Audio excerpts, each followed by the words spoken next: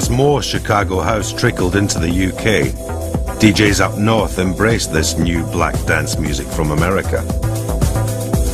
You just had to clear out all the nonsense and make space for this exciting new stuff.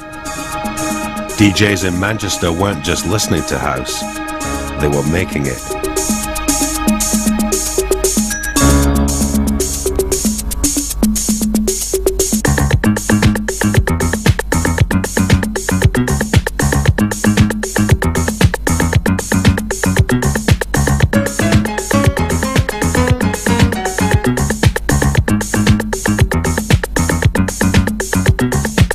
I think we had the first British house single. That's the original sleeve, which we bagged ourselves from a little room in Islington in London.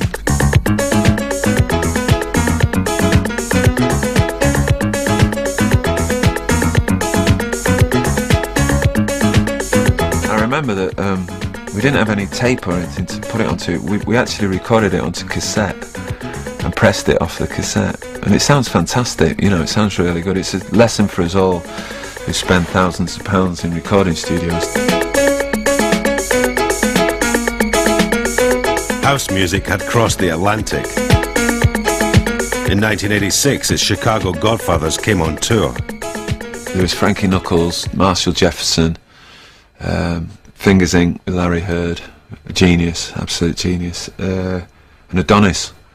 Everybody was wearing ties and shirts, and you know, they were nice and neat, and the DJs, you know, they were back announcing every track, and it was great. But of course they got to Manchester and there was queues, you know, the RCN, the queues around the block, packed, and everyone just going mad. Everyone knew their records, treated them like superstars. When I came back on another tour the next year, everybody's wearing these damn smiley t-shirts and go, ah! Yeah. So it's big change.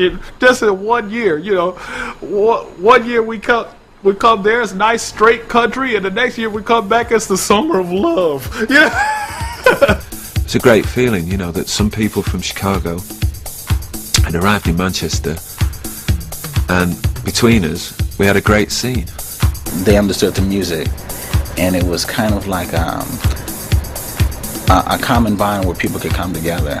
And just that feeling was more of an inspiration, you know, like, you know, people really need something, they really want to come together, you know, and walk hand in hand, you know.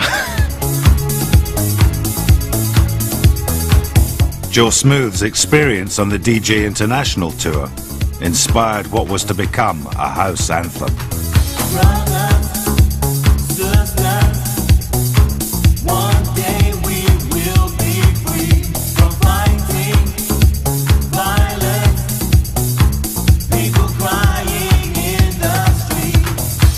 When Joe Smooth hit the stage, it was, I can remember Joe's face as though it was yesterday. He came on, I'm trying to remember the venue, we're up north, Huddersfield or something, and there had to be 3,000 people in front of him, and he walked on, and it was like, boo, boo, boo, boo, and there's Joe Smooth in Promised Land, and he sang into the chorus, and everyone knew the words. And here's someone who had just come out of Chicago. He couldn't get arrested with his record. It wasn't on any playlist, maybe 2 playlists out of 1,400 in the States, and here he is, and he's a household name, and girls are throwing themselves on stage. The song itself is like taking the basic element from the Martin Luther King speech and just expounding upon it on a musical level.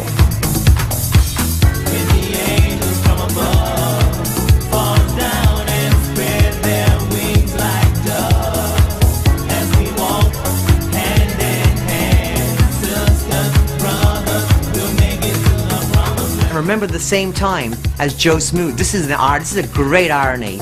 The same week, the same month, the same day as Joe Smooth had the track Promised Land on the streets, the Style Council released a cover of Promised Land. Brothers, sisters, one day we'll all be free from fighting violence. If the Style Council hadn't released, we would have gone, without question, top 5, maybe number 1. But because, again, the might of the majors, they're buying this piss-poor imitation, you know, of a great classic.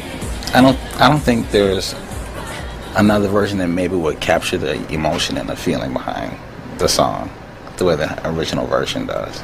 We had the white artist adopting, almost hijacking a sound because they knew it was the sound of tomorrow.